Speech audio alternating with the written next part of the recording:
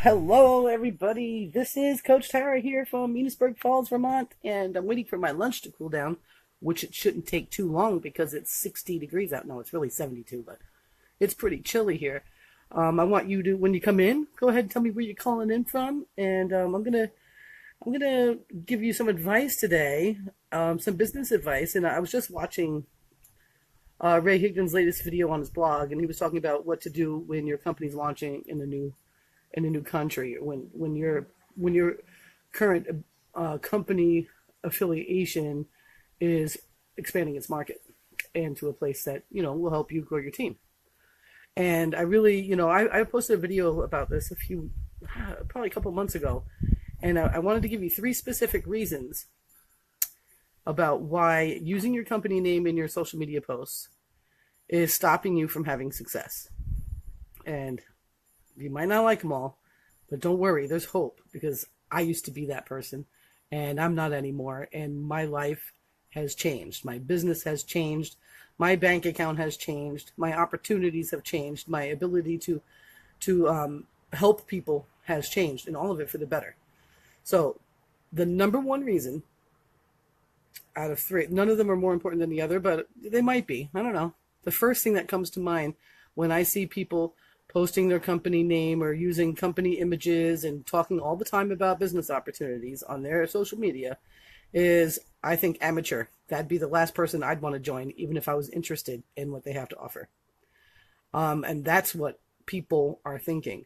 Not only are you repelling people that could be potentially leaders or business builders, you are literally turning off the people that are just maybe interested in some products, and maybe down the road they'd be interested in an opportunity. But for now, all they're getting is that, God, if that's what I've got to do, I'm going to turn everyone off. And let me give you some background from my perspective. Years ago, when I was part of a company called Visalis, there's a lot of people that were. It was a really incredible run that they had. They had incredible marketing, and it was pretty amazing. And I was with them for 3 years, and I think I made maybe a couple $100 over that whole time. And granted, I got my shakes for free because I had buy three, get three customers, you get yours free, blah blah blah, which was nice, but that's not enough. And I had a Facebook page, a personal page, with approximately 5,000 friends on it. I was either just under or just about to max out. I realized that none of my warm market was interested in looking at my posts anymore. Most of them had unfollowed me, so they wouldn't even see them. And when people do that, they forget to go back to your page to interact with you, so that you don't know that they unfollowed you. Professionals were like, yeah, how's that working for you? And it was just nonstop, and it was devastating. And that was during the period of time when, I was solely working from home. I did not have a job. I was completely going through one of the most hardest financial times in my life. I was going to the library every day. The library locally to where I was living was open 70 hours a week, and I was spending 70 hours a week at the library posting about my products and my opportunity by name. Imagine if I had listened to people instead of turning everyone off, what my financial situation would have been at the time. Let me tell you, it would have been very different. I ended up having my electricity turned off, my water turned off. This was a really hard time in my life. I spent part of the winter and part of the summer in Florida, and that was the last time they had winter in Florida, where it actually went down to 40 degrees at night, without any regular creature comforts, and it was just unbearable. And it was my fault. Okay, the decisions I made about how I was going to move forward in my business dictated the results I was having. So I know, as a professional, somebody that's turned it around, somebody that is seeing success in my business and seeing progress all the time, that when I see someone posting or talking about their particular company all the time, that they are not making any money, that they are acting out of scarcity, and they don't even know how to help you because they aren't doing it right either. That's the number one reason why you've got to stop doing that. Even if you're suffering and struggling, you have to stop doing that. You have to stop. Number two is people, they're not going to take your word for it anyway, whether they're cold market, whether they're friends on Facebook, whether they're leaders, or whether they're people you've known your whole life. They're not going to take your word for it. That's why the power of like that three-way call, the power of presentation, the power of that is because you've already given them the name, and now all they have to do is Google it. And he talks about this all the time, Ray Higdon does. And let me tell you, 98% of all the reviews that you will find on Google about any company at all are literally written by people that are going to bash the company, either because they have a sour taste in their mouth or whatever, but the end result is they're trying to sell you something. And so the reviews are skewed. Very, very rarely you're going to find a review that's, oh my gosh, just changed my life, da da da da. You know, you're going to find the people that are bitter. You're going to find the people that are having scarcity in their own business and using you and your opportunity to get financial gain in their opportunity. That's number two. That's a huge thing. You got to start thinking about that. Look it up. Look up anything. Look up your own company. Look up your friend's company. Look up anything. And you're going to find more negative than positive. And 98% of those negative reviews aren't people that got hurt. They're people that are just trying to sell you something else. Okay? So you don't want your company name out there because that's where your prospects are going first, because they're never going to take your word for it first. Number three. We get confused an awful lot, especially in the home-based business arena, about what our business really is. And the company that we work with is our partner. It's not our business. Our business is us and what we can provide the end consumer. And what that means is if somebody's looking for, say, for instance, in my situation, somebody's looking for a legitimate way to really build and they want to do it right, I have so much more to offer than just the company that I'm affiliated with. That's a really big bonus because it's insane. I'm able to actually mentor and coach people without having to charge them for coaching and mentoring because I'm able to really do quite a bit because of who I affiliated with, because I've learned how to get it right, and I've learned who's doing it right, and I've learned who the FTC isn't going to come after, because that's a big deal. So when I'm promoting me. So it's always very natural. And if somebody wants to learn more about me, they can Google me. They might find something. I don't know. It doesn't matter. You know, if they get to know me in any way, shape, or form, and they decide that they want to work with me, that's what they're deciding on. It's irrelevant to the initial onlooker what it is that I'm doing on the back. Okay? Irrelevant. So what I also noticed that when people are using the company name or products and they're putting up the pictures and they're always talking about how much money they could make and blah, blah, blah, blah, or they are making or whatever. I mean, you're going to see some realistic and honest income testimonies out there too. Don't get me wrong. Not everybody's full of shit. However, when they're doing all the time, the ones that are giving you the testimony about what they're making, that are actually making it, are the people that aren't telling you what the company is. That's a fact. That I would say that's 99.9% of the time.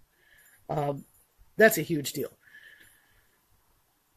What matters is that if you're trying to sell on social media about the dream and you're not being authentic and realistic with how you're living, you know, here I am. I'm making this video here, right here in my backyard, on my back porch. I don't live in a mansion yet.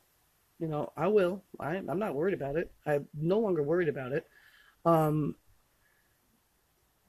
You know, I don't have my makeup on. You can see that I'm growing my grays out. I'm not dyeing my hair anymore. I've got kind of things going on. You know, you see me spending a lot of time with my granddaughter. Family is the most important thing to me. And I do it all because I want to make sure that they're receiving the best that they can have.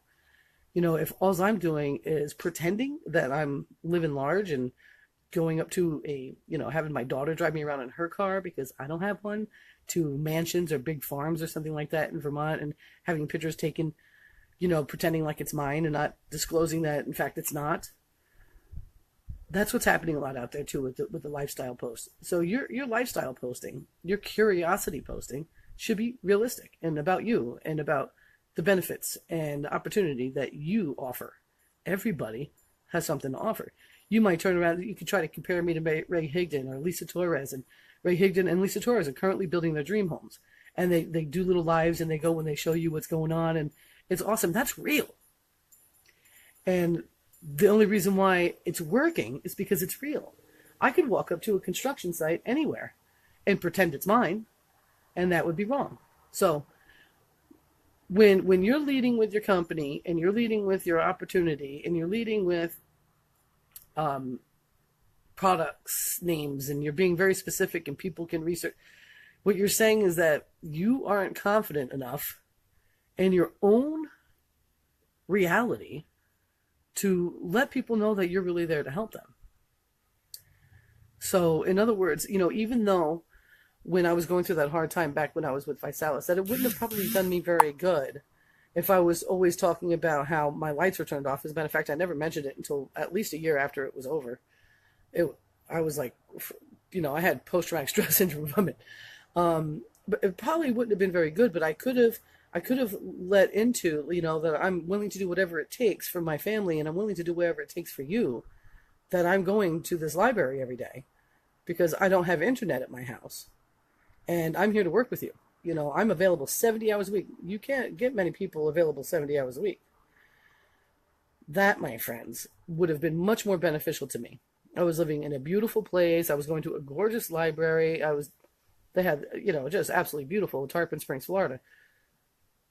I could have used my mess to create my message, let go of the attachment to the company name, and actually did some curiosity marketing, and probably would have come back around and had way more success and been able to get those lights turned back on and the water turned back on way faster than I did if I was doing it right. So this is the reality, guys. If you are working a home-based business and you are partnered with a company, you're having a company help you create the income and the products and the opportunity that you are using. Because you could be working from home just as a life coach or something like that, or a virtual assistant, and this might not apply to you. But most people that are working from home are partnering with a company because they have to take care of all the hard stuff. Stop talking about your company name. I don't care if it's Tupperware. I see one more picture of Tupperware. I see one more eyelash. I see one more body sticker that you put on, and one more message comes through. Is like, so what do you know about thriving? Like, I know a lot about it, but I'm not taking your products, and I'm not going to. And you look at their wall and you're like, oh my gosh, every other picture is this and that. There's a way to do it right, and there's a way to do it wrong. And like I said, number one, you're proving that you're an amateur and that you're not willing to do what it takes to learn how to do it right, and you're destroying your own reputation with your close friends and family, with your warm market, which should be receptive to you, and you're totally eliminating anybody that's got any potential for creating real life changes in your business and building. You're driving those pros away. Number two, Google is full of people that are trying to sell you something else. And so if you're giving the name up or the product's names up, they're Googling and they're going to find something, and it's going to be somebody offering something else. And it just might be just enough skepticism already existing in their brain for them to fall for that, because nobody believes you first. Not unless you are going to really go pro and you're going to start showing what it is you've got and that you can share it the right way. Because I want to partner with people that are branding themselves. As a professional now, I only want to deal with people that are ready to learn and that want to be professional. If I get a friend request from somebody, and all I see is, their company stuff, I might accept their friendship, but usually what happens is the first message is a pitch, and then it's kind of funny. And what about what you're posting would make me want to look at your presentation? Nothing. And, if they're not open to getting help, what's the it took me 3 years to come out of that. I love helping people, and I really do. If you're struggling with that, there's ways to go about it. I'm going to go ahead and I'm going to close it up for now, but I'd love to hear your thoughts on that, and if you have any questions about how you can go about starting to just really be yourself on social media and stop, how you can mend those brokenness, how can you fix that? Because you can come back from it. I'm open to answering questions. I'm totally open to helping somebody out if they're ready to go pro.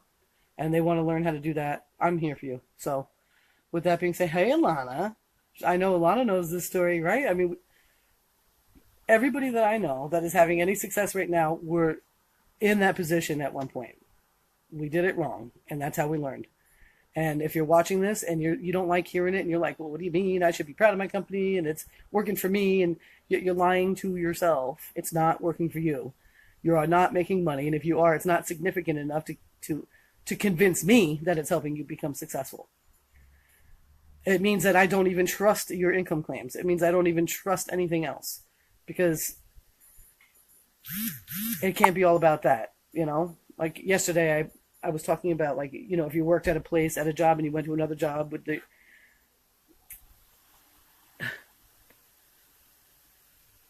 If I was telling you that I was working at Public Supermarkets in Florida and I was making $106,000 a year and I was working in the deli, would you believe me?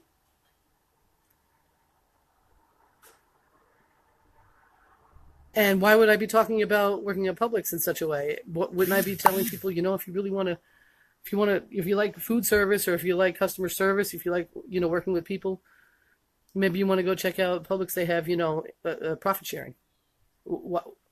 And why would I post about that on my Facebook page? Why wouldn't I tell that to somebody that I know is looking for work privately? Think about it like that. The only time that you'd be talking about where you're working at is if you were a bartender and you needed to fill the house so that your boss wouldn't be mad. You know, when you work from home, your boss isn't going to be mad. That's you. That's you. You grow at your pace, and you brand yourself. And guess what? If you're a bad bartender and you're telling everybody you're going to be down at the bullpen bartending tonight, and people know that you suck at it because that's they're not coming. They're not coming. So get good at your craft, become somebody that people want to work with, and then offer it when the time is right. With that being said, I love you all very much. I'm going to go eat lunch. Peace.